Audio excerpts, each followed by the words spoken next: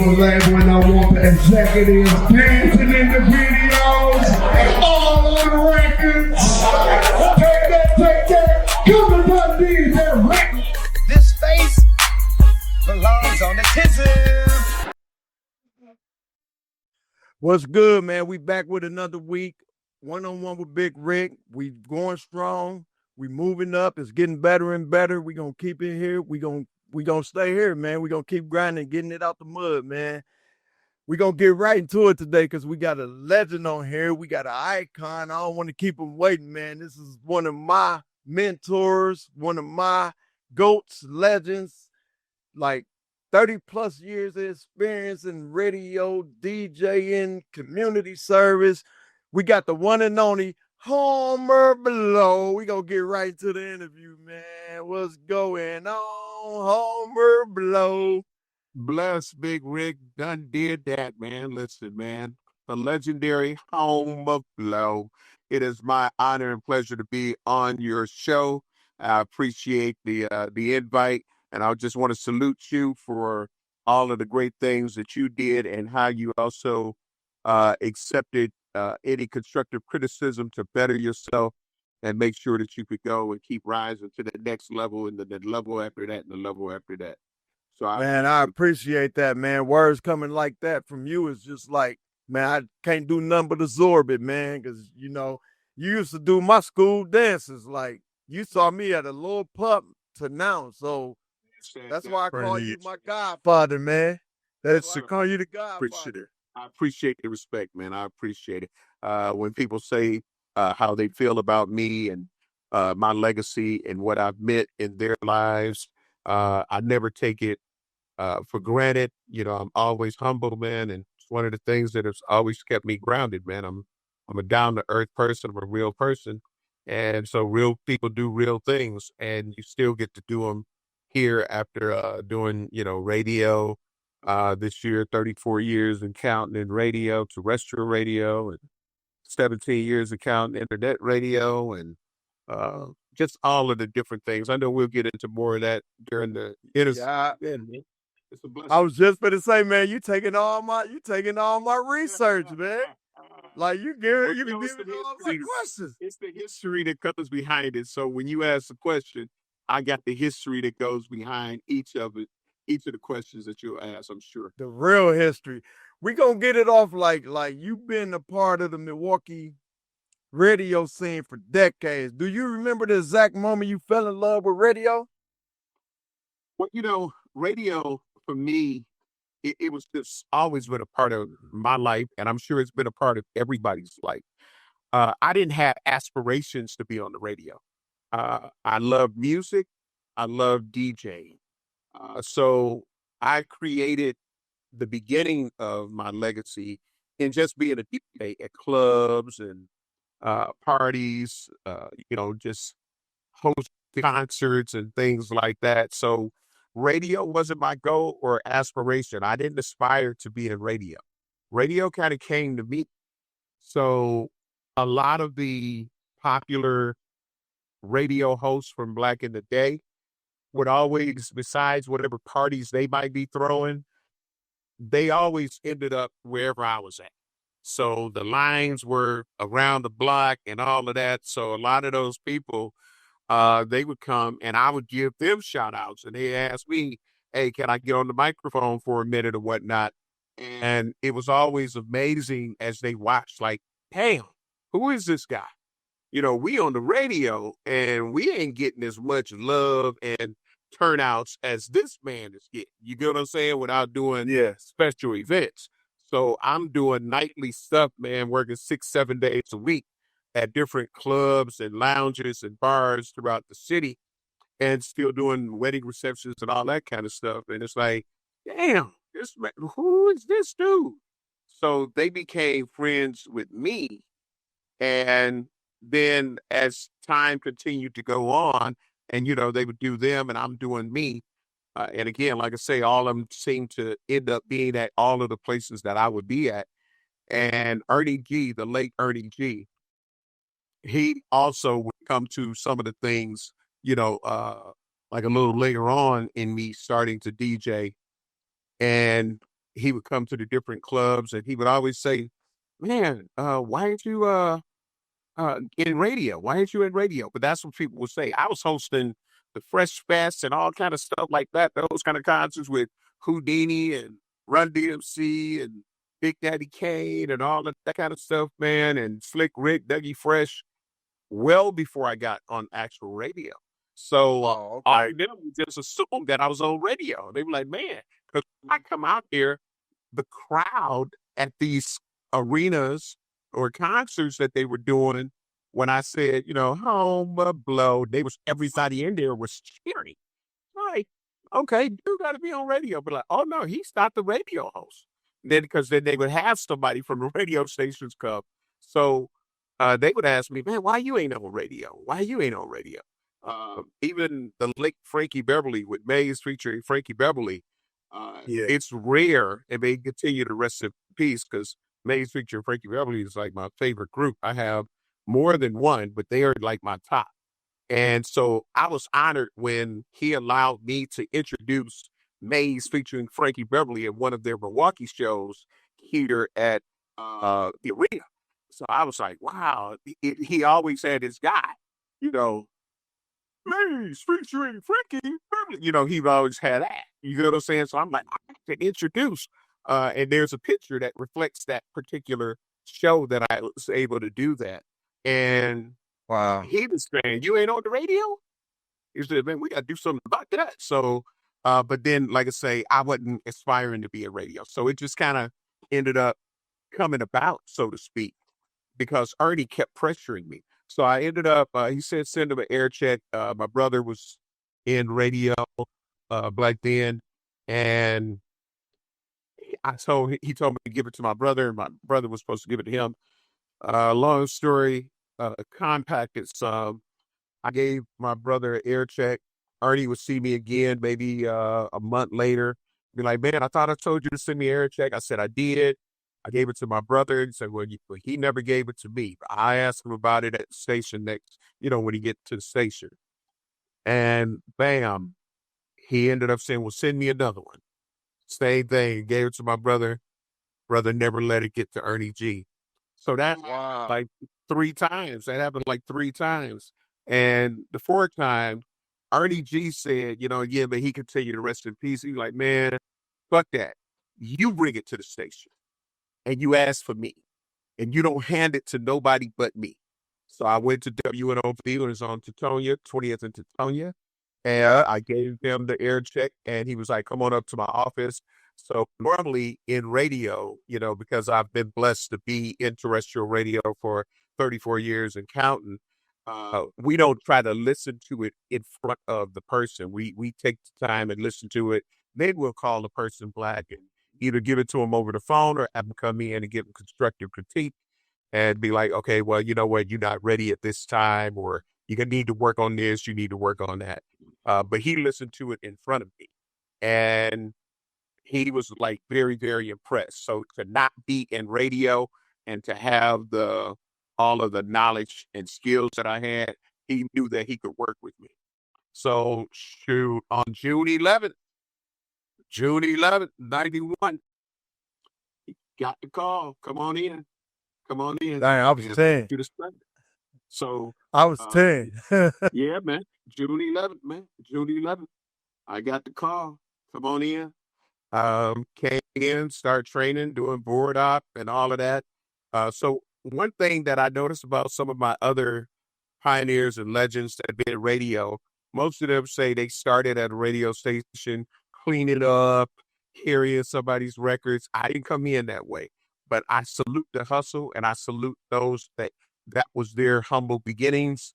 And they went on to get into the game and become respected on-air personalities and whatnot. But for me, it was like I went straight from the clubs to now I'm doing radio. And that's the journey of radio. It wasn't, I didn't aspire to be in radio at all. I had no desire to be in radio. And it just happened. It just happened, huh? Just the way I said it. No chasing. No additives. That's exactly how it went down. Man, that's legendary. Like that's Yes, sir. that's truly legendary. Like, dang, 91. Hmm. But like you've been in this since 91. What was some of the biggest challenge you faced in radio?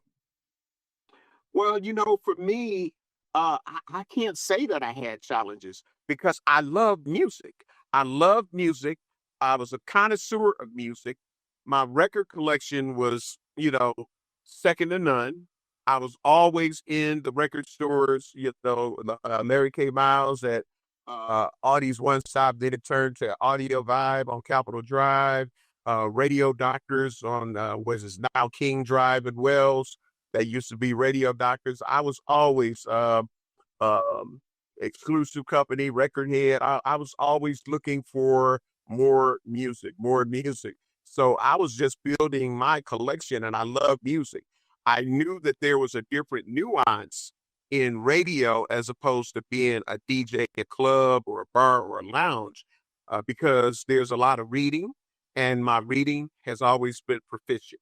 So that Yeah. part wasn't a challenge to me, to learn how to read a commercial, to learn how to write scripts, to learn how to, again, like I say, cut the commercials, host the show, do a PSA, which is a public service announcement. So I was already just like on deck because my educational skills and my being able to pronounce and enunciate words, and man, I'm like, okay, I know how to do this. So there weren't even obstacles like that for me, that made it such a hard transition. But everybody that I brought in radio after the fact, I always told them, just remember, respect the game.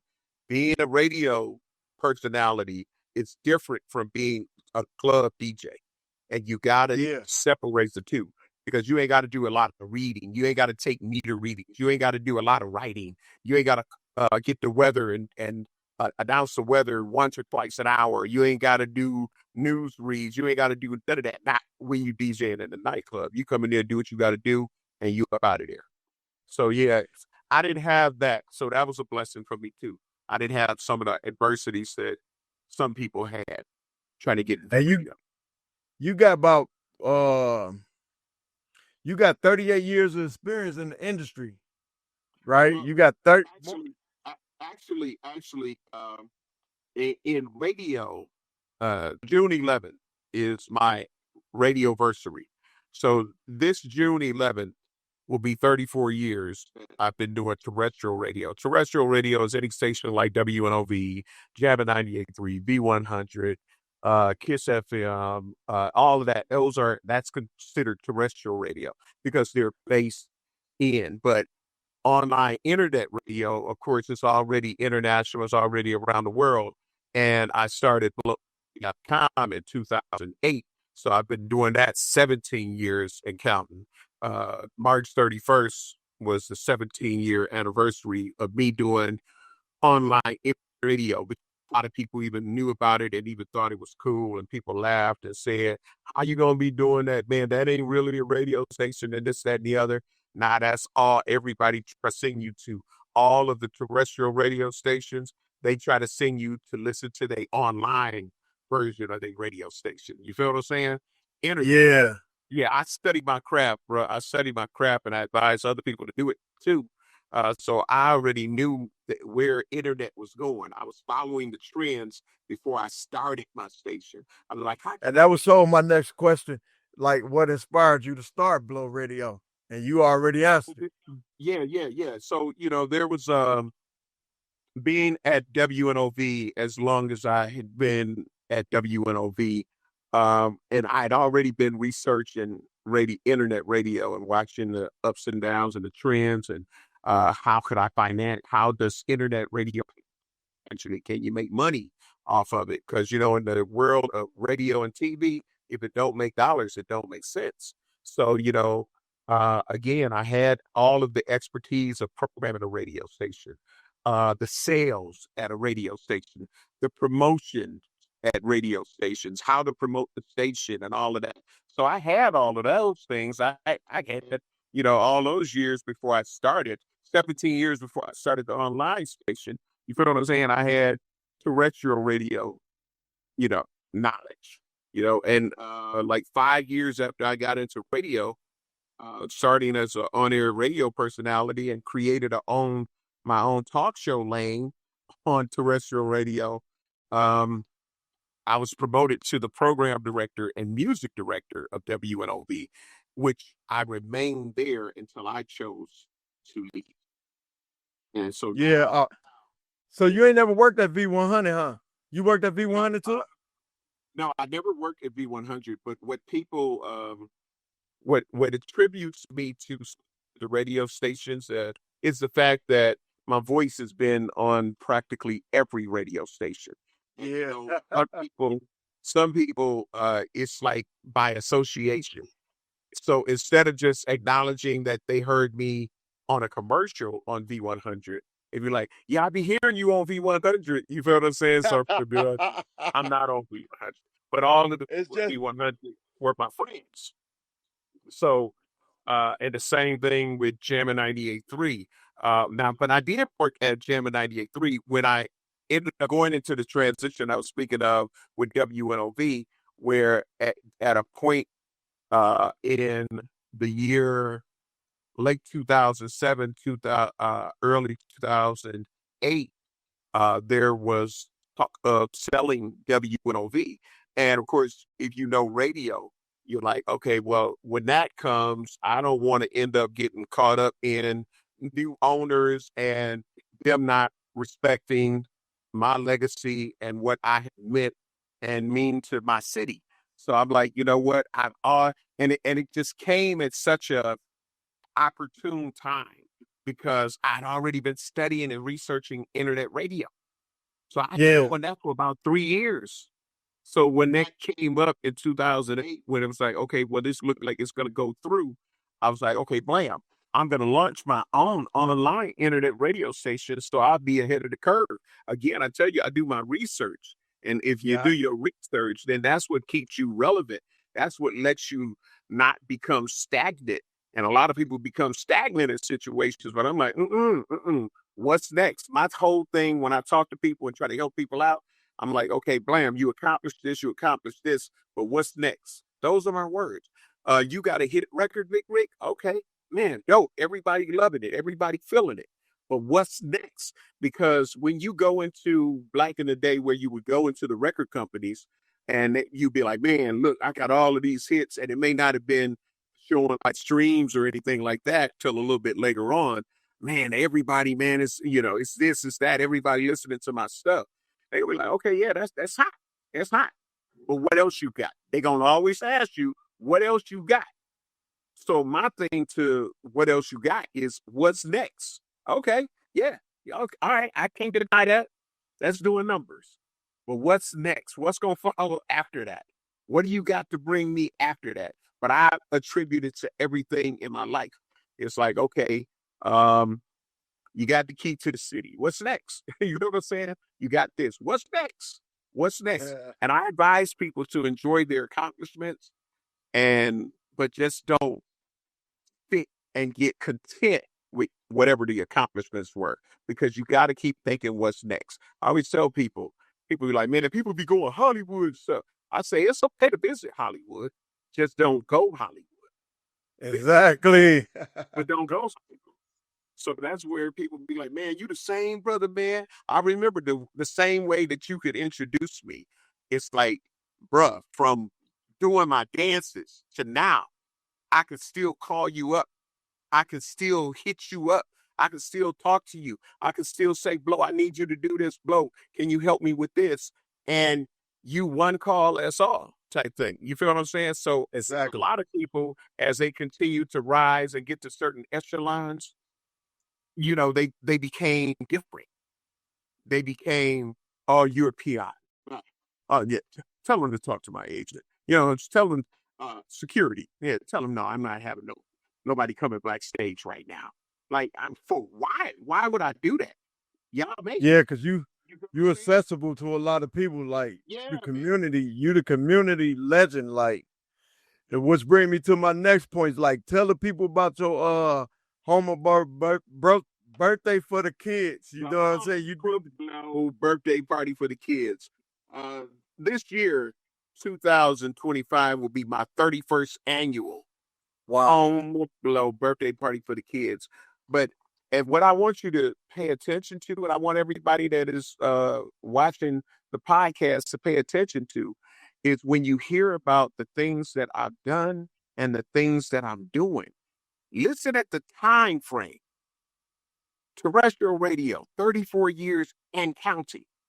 And count. Internet radio, 17 years and counting. Doing a birthday party, it's supposed to be my birthday, but I do it for the children. 31 years and counting. You know what I'm saying? If that doesn't show people, working with the Salvation Army, 17 years and counting. So if that doesn't show the dedication and what it really takes to become where people say, man, you're a legend, you're an icon.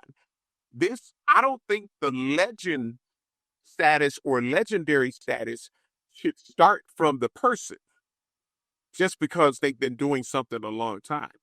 The community, the people, they bestow that on you. I've run into people, for some cases now, I'd be like, Blow, you a legend. I don't know if you know, but you a legend. Blow, you an icon. Blow, you the people.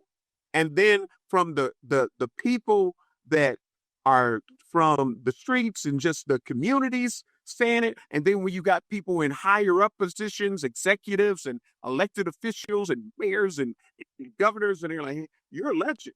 You feel what I'm saying? So that's like, you can't fight the flowers and the acknowledgement that is being bestowed upon you.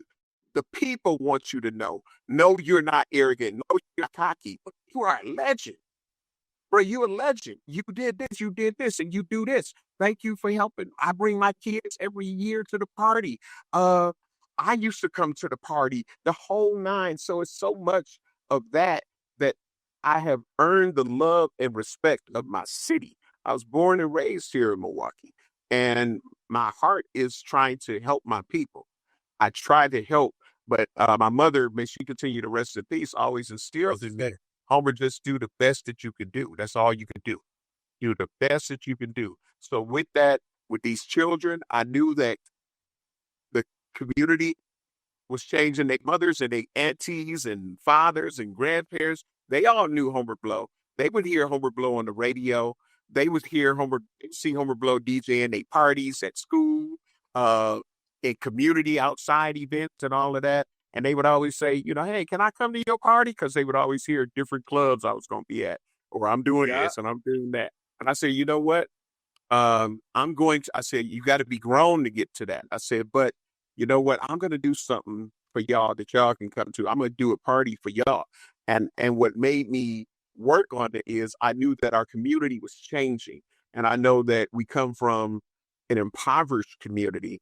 So I was like, you know what? Some of these parents got some really great children.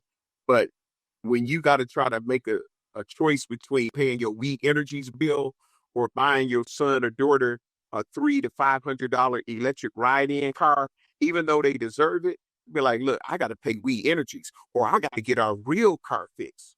I can't afford to buy you that car. I know you like it. It's a Harvey car. It's a truck. It's a whatever. I got to make the decision that I can get to work. I can drop you off at daycare. I can take you to school activities and all of that. So I can't afford to get that. So here I'm taking burden off of the parents or the guardians or the foster parents or the community parents and saying, I'm going to do this party. I'm going to get all of these toys and gifts, and I'm going to give it away for free. We give them a raffle ticket. I call you a raffle ticket. Come choose whatever it is that you want. I know that with any birthday party, especially when you're talking about the kids, there's going to be burgers. There's going to be hot dogs. There's going to be Kool-Aid. Mine happens to be the red kind because that was my favorite kind, and it still is. I like the red kind of Kool-Aid. So, you don't call it tropical punch. You don't call it that. You call it Kool-Aid, the red kind. So that's staple for all of the commercials. And of course, you got ice cream. So and each year I just continue to try to add to the party. And initially it was just funded out of my pocket. And when I got with who is now, my wife, it was us, you know what I'm saying? And we just was doing the best we could do at those times. But the first birthday party for the kids I done, there was over 500 kids that came out. Oh wow. And now, yeah, but now we're up to at bare minimum 3,000 plus people that come out. Oh Maybe just wow. time to frame. And another thing where like a lot of people, be like, damn, you've been doing this long and this that. When I first started, up until what year would you say that cruising started getting real bad? Like how many years ago? When the cruising and people, kids and teens starting to get jumped on bus stops and stuff like that, that's when I stopped the second portion of the party that I used to do because I never had a problem any of the years out of these 31 years. There's never been a problem at any of my birthday party for the kids. But originally, when I started out doing the birthday party for the kids, it was the birthday party for the kids from 2 to 6. And then from 7 p.m. to 10 p.m., it was Homer Blow's birthday party for the teens. So the flyer would be double-sided. On one side, it's telling you about the birthday party for the kids, ages 2 to 13. The other side said Homer Blow's birthday party for the teens, 14 to 17. So that's where I was encompassing all of those people. And I would do the same thing, have food, but except for the 14 to 17, the gifts change. CDs. You know what I'm saying? Stuff like Yeah. that. Yeah. So, but I done that. I got to say, at least probably 15 years, maybe, of Homer Blow's birthday party for the kids and Homer Blow's birthday party for the teens. But once, like when around a year when the Amistad, because I was the house DJ, the resident DJ at the Amistad. So I remember that start. yeah, man. So I would but when I got to do about 2, maybe 3 years of doing it at the Amistad. But then, like I say, cruising, they got bad, hearing about teens getting jumped. So before it got there, I said, you know what? I'm not going to do the part for the teens no more, but I'm going to continue my legacy with the birthday party for the kids, which was the initial thing. So, Oh, okay. yeah. So yeah, but I love being able to, and people ask, what do I get out of doing that? Man, to watch these kids' faces, man, the smiles, that's my present. That's my gift. To know that these parents and guardians of these children, man, are able to see smiles on their kids' faces, and they send me pictures when the kid is at home and they done played themselves out, they sleep, how they happy and they hold it up, and they send me videos talking about thank you, Homer Blow, for my doll or whatever it is that they ended up getting. The kids that want to play in the bounce houses. So I make it everything kid orientated for those children to be able to enjoy themselves. And that's been the mission with that, and blessed that I'm able to still do it. Yeah, that's a blessing that, God put you in that community to do that. And like you said, the faces on the kids is what that would keep you motivated because you like some of these kids, live in the hood, don't get nothing. Yes, sir. Yes, sir. So for you to get him a And meal don't and let get him, that part, yeah, I don't let that part be the deterrent because I know that there are some great children that just really need love. You feel what I'm saying? that really need love. For somebody to show them that I care. I give a damn about you. And that's that. So with that being said, what you think your biggest impact on Milwaukee community is so far? We know you love, but what do you think your biggest impact on the community is? Showing these kids for 31 years and counting that I love them and I care about them, and which also shows the parents and the guardians of them that I give a damn about them as well. So like I said, I try to give away book bags at that party. I try to give away all kind of stuff to help. I try to have sponsors that are and vendors that are going to be giving away information and free things for the kids to just show like somebody gives a damn about you. So that part, man, I'm raising the future. You feel Exactly. so? And everybody ain't rogue. There are a lot of people, like I say, that it came up and they're like, man, you inspired me and I appreciate you. And they telling me about their careers now and things that they're doing. So that would be the biggest impact. Yes, I do book bag giveaways. I do turkey giveaways. I give regular just food giveaways and bread and all kind of stuff. And I do a lot of different things. I give my time, like I say, with the Salvation Army, just helping people and giving people the information where they can get this help and find these things. Helping some of the families, happy holidays for families with my Homer Blow Foundation, Inc. nonprofit 501c3, just to let people know, because there's so much hatred out here that I just need people to understand that it's somebody that really cares and loves you. You know what I'm saying? And that means the world. And so as long as I can continue to transcend that, I'm good. And those are, yes, I have a key to the city. I've been blessed with that. That's what I was just finna get into, man. As you read ahead. my mind, do you see the? Do you? As you read Yes, my sir. mind, bro? That's Yes, crazy. sir. Yes, sir. I'm finna say you received the key to the city. That's a huge honor. Like, could you take us to the moment that you received it? What was going through your mind? Like, tell, let the people like relive that moment with you. What was going through your mind when you got the key to the city of Milwaukee? That my city truly loves, respects, and appreciate my works. They are really receptive to all of the things that I tried to do. I've been blessed to be successful at them, but it's a E for effort. And when you get acknowledged with such a high honor from your city, and you got to think, when I ended up receiving that key to the city in 2017, um, there hadn't been a Black person or any other person in the city that had received a key to the city in damn near over 20 something years. Wow, I ain't even noticed. The last Black person that got one was Will from Growing Power, and his was again decades before I got a key. So there's not many. A lot of people get proclamations and get a day in the city that is bestowed upon them, but the key to the city is the highest thing. And some people get proclamations and feel like they got the key to the city, but that's only a proclamation. Again, you can truly count for Milwaukee on one hand how many people actually have received an official key to the city. So Yeah, because I remember back in the days, not to cut you off, I remember back in the days, like people from out of town, oh, they wasn't getting the key to the city. They was getting that okay.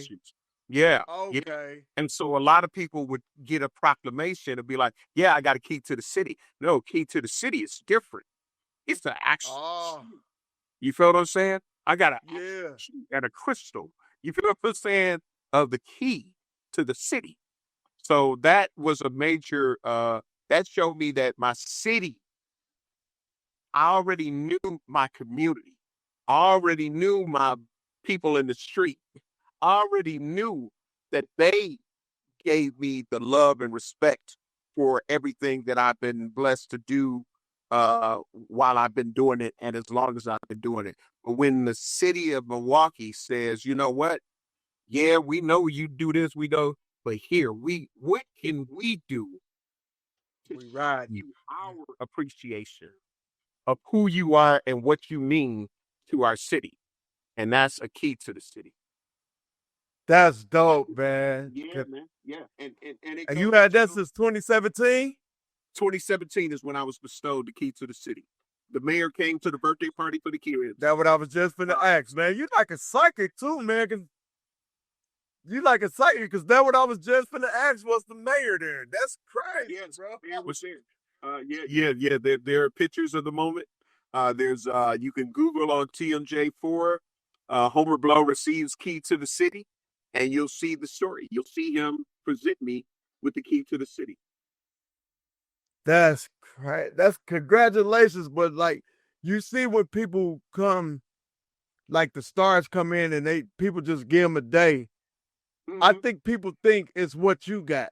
I think they think it's the key to the city. Right. And it's not, it's usually a proclamation. You feel what I'm saying? Yeah. Take this day. And let me just give you and everybody who is supporting you with your new podcast, another tidbit there was a big hoopla going in the city when Milwaukee County Executive David Crowley gave Snoop Dogg a debt in Milwaukee County, which is two different things. You got the city and you got the county. So people like, how they gonna give him? They ain't gave none of the people here. Da da da da da da. Da. Home blow the home blow. The county doesn't normally give people a day in the county. They also just give out proclamations for, like lamb to this person, but you don't get no day from the county. Milwaukee County Executive David Crowley ended up making, and that's why it says on mine, executive proclamation, which gave me my own day in Milwaukee County. So that means whether you out in Oak Creek, there's like 17 to 19 municipalities that are all a part of Milwaukee County. So in all of those places, on my birthday, June 23rd, it's Homer Blow Day throughout. Wow. Let's go. And so when Snoop Dogg ended up getting one, and like I say, County Executive David Crowley, he created that because the county never gave out days. That was something that the city does. So he made an exception to present me with my own day. And then Snoop Dogg, when they was talking about Snoop Dogg, he was the second person to ever get his own day with an executive proclamation for Milwaukee County. But the legendary Homer Blow was the first. So why they get up to Snoop though, you think? You think he do stuff for the community or something? Again, what you got to understand, people look at the works and the context of works. People don't really understand what all Snoop Dogg does. You feel what I'm saying? And he's been doing work for the city of Milwaukee, not where you just had this. He didn't want his name plastered, but he done sponsored youth football league here. He done a lot of work here. If people really Google what all Snoop Dogg's foundations and the stuff that he do, what all it has done, bruh, they will see that Snoop has a footprint on the city without having to be in the city. So I don't care if the person from California becomes a major sponsor for the birthday party for the kids, and it's going to allow me to do even more stuff. I'm appreciative. You get what I'm saying? So if people was to say, Homer, how do you do this all the time? And I'm like, well, one of my biggest anonymous contributors is Snoop Dogg. You get what I'm saying? And you be like, what? Yeah, he's the one to pay for all of this. So I'm just saying that's not what it is for me. But imagine if you found out that the reason that a lot of the little camps going around and the little football leagues, the reason they was getting their helmets and uniforms was because of this anonymous donation that was, they got a grant from different you know what I'm saying? And that grant, you find out in the end, was part of something that Snoop Dogg was doing. So he was doing a lot of things for Milwaukee. But it's also what isn't a better look than to have Snoop Dogg, the icon, the legend that he is, posted on his Instagram and all his social media, Milwaukee. People saying big niggas here. You know what I'm saying? So you got Snoop Dogg that, people try to pay him to post their stuff. And here he's here and helping out Milwaukee. So, you know how it is with Facebook and stuff. It's just, how it is with that stuff, man. People just see something and it just go viral. Yeah. They want to be that person who get it, but I mean, I understand now because, like you said, he could be doing a whole lot for Milwaukee behind the scenes that we don't know about. Big Rick, just to prove my point, it's so many people that don't understand how many people that you helped to end up starting their careers. And regardless of which way they went, you're like, oh, yeah. That was my artist. I managed him from this to this to get him to that level. But we ain't touting it. We ain't trying to say, yeah, man, none of these niggas would be on if it wasn't for me. We don't tout it like that. We see what Exactly. we can do, and then move forward. You get what I'm saying? Go on and move forward. Do what you're gonna do. But if you don't share it with nobody else, you know what I did for you. Exactly. That I was the Yeah, one to 'cause get your head on a swivel to try to keep you to stop going in and out of prison or stop going back and forth to jail, stop beating on your woman. If you want to really take this career serious, these are some of the things you're going to need to do.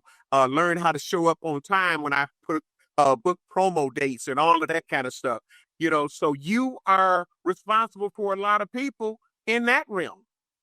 You're Exactly. responsible for giving a lot of people game on how to work this industry before the industry works them. So it's those kind of things that a lot of people will never end up getting you the credit for, but you know. Like, I know, yeah. Hey, that make a lot of sense though. Yeah. That make a lot of sense because it be people who be hitting me up about people that I done helped out. You know what I'm saying? Mhm. Like, didn't he start with you? So if they see it. You are absolutely right. Let's get on with it. Like Core DJs. Talk sir. about being affiliated with the Core DJs, how it is, like, you know, how long you been in there. And Since its inception, like, yes, since its inception, I was one of the primary like top 10, top 20 people that ended up being inducted into the core. You know, my work with Tony Neal, getting him to kind of stay on the straight and narrow to really become a DJ. He knew how to mix, you know, it wasn't, I didn't teach him how to mix and all of that, but Tony Neal didn't talk or none of that. He was just, he talked with his hands. He had a real bad temper, quick to get into fights and all of that. And that was his thing. And I was like, bruh, you're not going to be able to make it doing that. You're going to end up being in jail or you're going to end up being dead.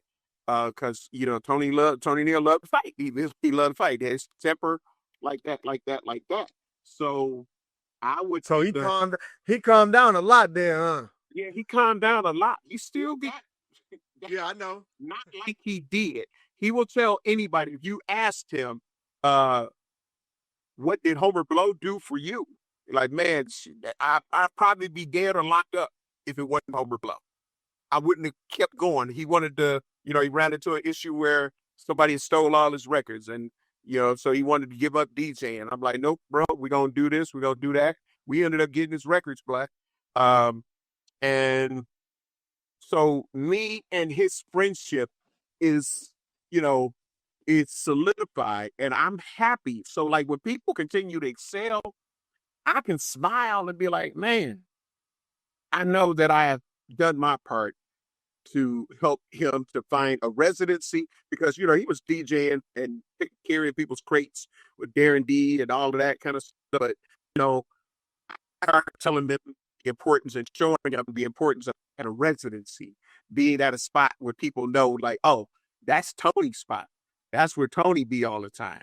Tony is, you know what I'm saying? Anybody else that come into this club or this business, which was Uptown at that time, if Tony don't, you know what I'm saying, say, oh, no, I want this person out, they ain't going to be there because he was going to be the person. He was able to build his own crowd and build his own following. And he just continued to grow from there. And I love the fact that it grew. When he ended up starting the Core DJs, he was in another crew called the Technicians. So the guy from the Technicians was had frustrated a lot of the DJs and whatnot when they were I think they were in the DR, but they had a technicians conference or whatnot. And Tony Neal was like, I quit. And he was like, a lot of other people that were frustrated, like, shit, I quit. So he ended up there saying, man, I'm gonna start somebody, I forgot if it was Big Tigger, but it was somebody who was like, man, start your own shit. And so he ended up saying, okay, what am I gonna call it? Be like, shit, well, you know, shit, you know, we the core of this shit. You get what I'm saying? The DJs are the core of this music shit. So he came with the Core DJs. And of course, once he did that, man, the rest continues to be history. So yeah, I've been a part of it. And again, that goes back to me saying how many years of my dedication that I've been with something. So starting the Core DJ when the Core DJ started, and I'm still a proud member of the Core DJs to this day. So that goes back again to show my dedication, my passion for what I do, the love for what I do. Man, it provides the legacy. It provides the legacy, So that's it. The Core DJs, man. And again, it Man, takes some people and helps them be exposed to some other people that they may not have met.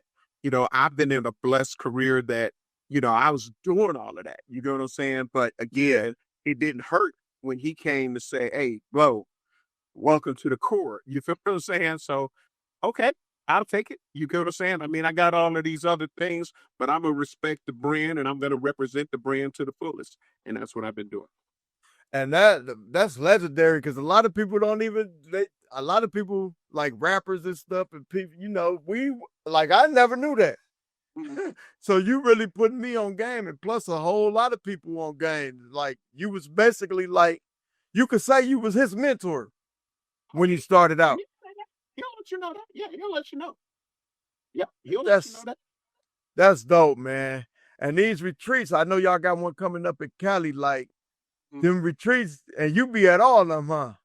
Yeah, and I almost was going to miss this one because the reason that I never got to go to the BET Awards is because my birthday party for the kids is always the last Saturday of June. As the BET Awards were always the last Saturday and Sunday during the whole weekend of June. So I was on the BET voting panel.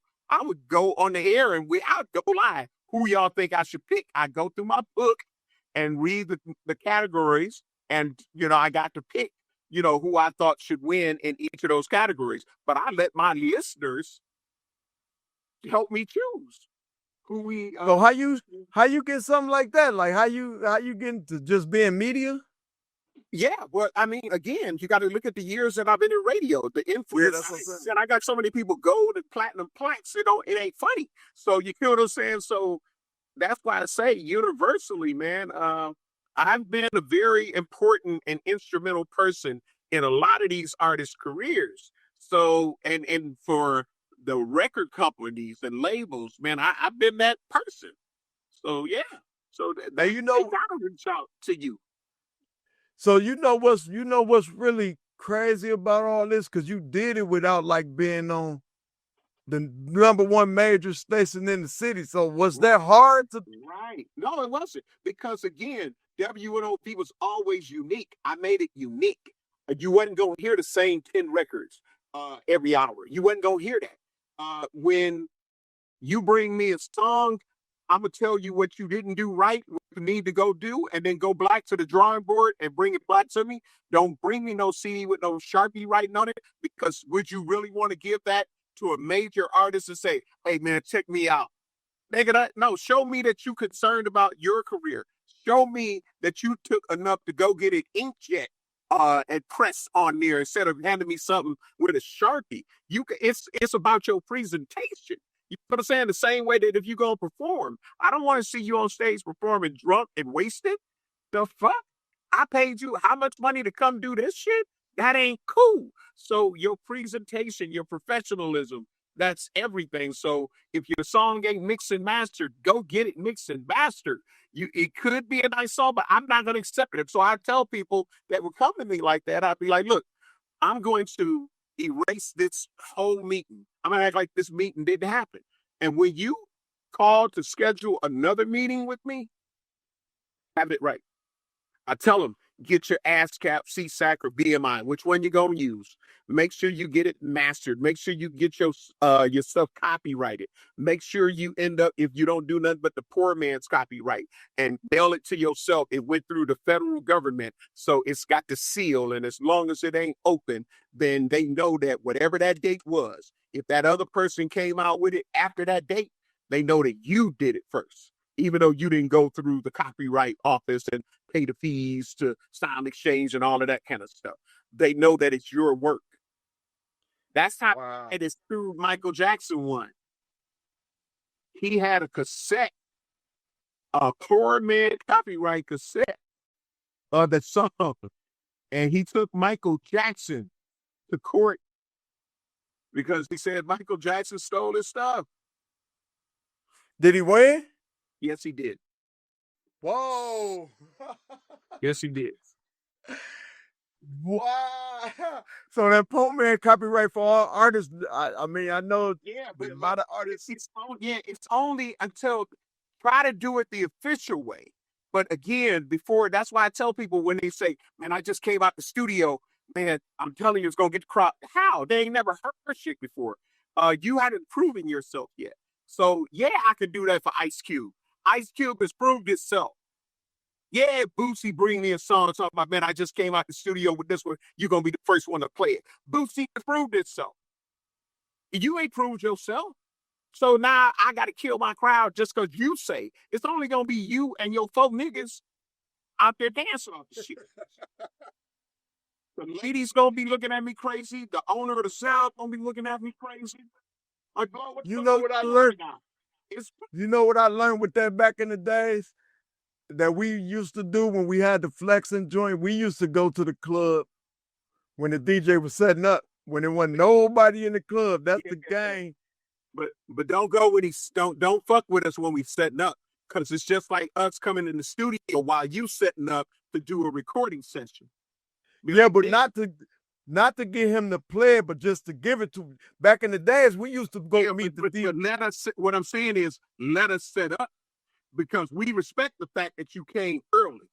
Yeah, Let us get set up first. Now we can even hear a little of your presentation. You feel me? before yeah. Right, because it's still early. So that's when we can throw on some shit and let some shit play, and we got time to give you our ear. And then, Oh yeah, but not like setting up, but it's like we'll just go like give a flash drive and stay at the club. when it's early, you know what I'm saying? Yeah, when it's early. Yeah. Not like when I'm yeah, setting up. Yeah, you ain't gonna get my attention while I'm setting up. Yeah, not like when you setting up, but like we there while you there early, basically. Right. We in the building. But we used to get like a flash drive. We didn't want DJs to play it like right there. We just like, here go our flash drive. It had a little flexing on it.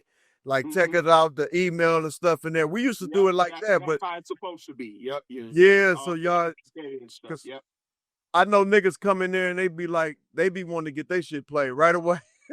Yep. Absolutely. But yeah, I mean, we man, like you did a whole lot.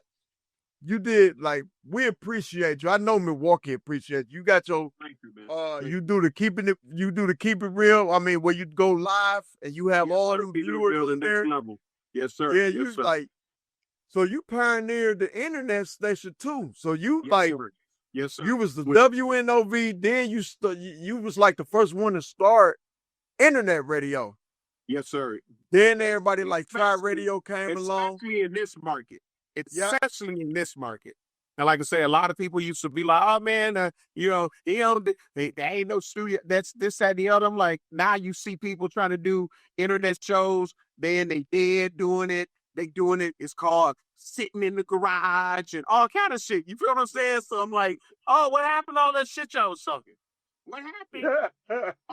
on the couch with three and all kind of shit. What happened? Oh, so you kicked into it in a comfortable. Oh, you ain't gotta be in no brick and mortar building to try to do it. Oh, you ain't gotta do that and spend an extra goddamn money before you start making goddamn money. You ain't gotta do all that shit. Now they see it. But I saw this shit 17 years ago. I saw it over 17 years ago. So everything you did, you basically just had longevity. Like I ain't know the years, but I just know you was around when I was a shorty. That's it. And can still be requested to be on Big Rick's show. You feel what I'm saying? And I appreciate that, man. Before we get out of here,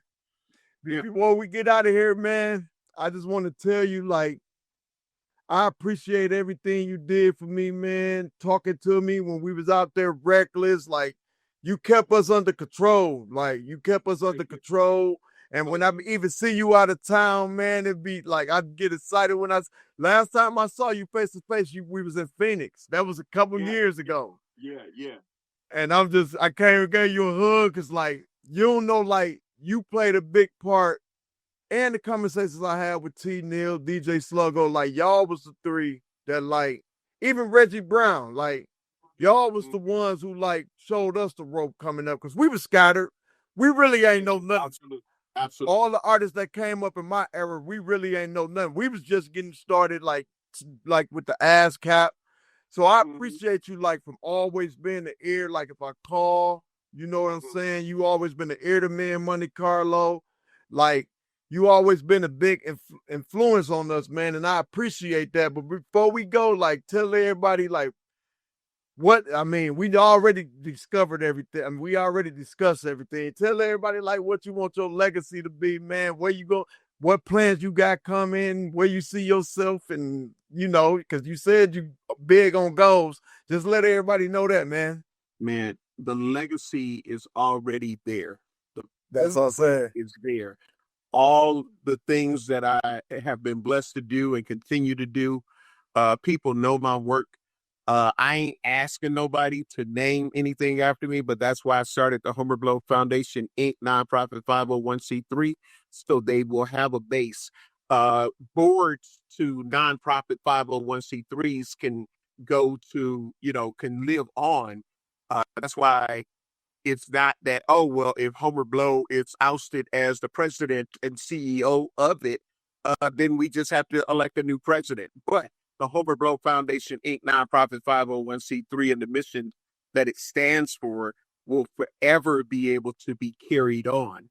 And it will continue to, I always say, even if my birthday party for the kids isn't as huge as it is while I'm still here and alive to see it and be a part of it, it'll still happen. You get what I'm saying? The kids still know. They'll be able to say, yeah, I remember going with, before he passed away or whatever the case may be. So that kind of legacy, the footprint of knowing that Milwaukee artists got the same shot as any national recording artist would get. So that means that if Big Rick or Monte Carlo give me a record, then if I played the hottest Jay-Z song at that time, y'all would come on right behind it. It wasn't no certain time slot that your song was going to go on. Your song went into regular rotation with everything else, whether it was an R&B artist from Milwaukee or a gospel art, your song can come on right after the biggest gospel artist in the country or the world. And that's how I like to be able to help my people. I want you to be able to hear the music and know that I'm not going to say, well, I'm going to just play it on Saturdays late at night when hopefully 80 people listening. No, you're going to play during the day when all of the other hit records that I'm playing are going to be played. And that's another part of my legacy that, it can't be duplicated. And anybody that would try, they got decades of work to do to even try to get close. So that's my legacy, man. And letting people know that I love them. I want to see people do better. I get harsh on a lot of my people because we shouldn't have to be that way, and we ain't got to be that way. So I talk about the problems that a lot of our people have, but I also say what I feel the solutions are and give people an opportunity to tell me what they think the solutions are. Because my hope is y'all can make it where I ain't got to keep reading a lot of damn criminal complaints. My hope is I ain't got to keep talking about these young niggas doing this, these young girls doing this, these Toys R Us adults are doing that. Don't give me nothing to read. Let me just talk about the positive stuff because I highlight the positive stuff too. But when it's that negative stuff, I believe in balance. I got to talk about it. And I got to say, you don't want the white man to you or anybody else. Hell, I'm like you. I'm with you. But don't give me nothing to talk about. And don't get mad when they say, they always get on them posts and say this and say that. Nigga, you didn't give them nothing to write about. If you didn't commit the goddamn crime, they would have nothing to talk about. Exactly. So, you ain't never lied. Yes, sir. I love you, man. Love you too, man. Thank you. And I appreciate you coming through, man. And it's sir. going up, man. Homer Blow. Right. Anybody that's trying to follow me on any social media platforms, everything that I am is at Homer Blow. At Homer Blow. That's it. At HOMERBLOW. You'll find me on any platform that's out there that I'm on. Type in at Homer Blow on whatever that platform is. And if I'm on that platform, I'm going to pop up. Thank you, man. Love you, man. Appreciate you. I'm going to call you in a minute. Yes, sir. Thank you, sir. Yes, sir. Salute. Yes, sir. Homer Blow, man, came through, man, blessed us, man. We out of here. Peace.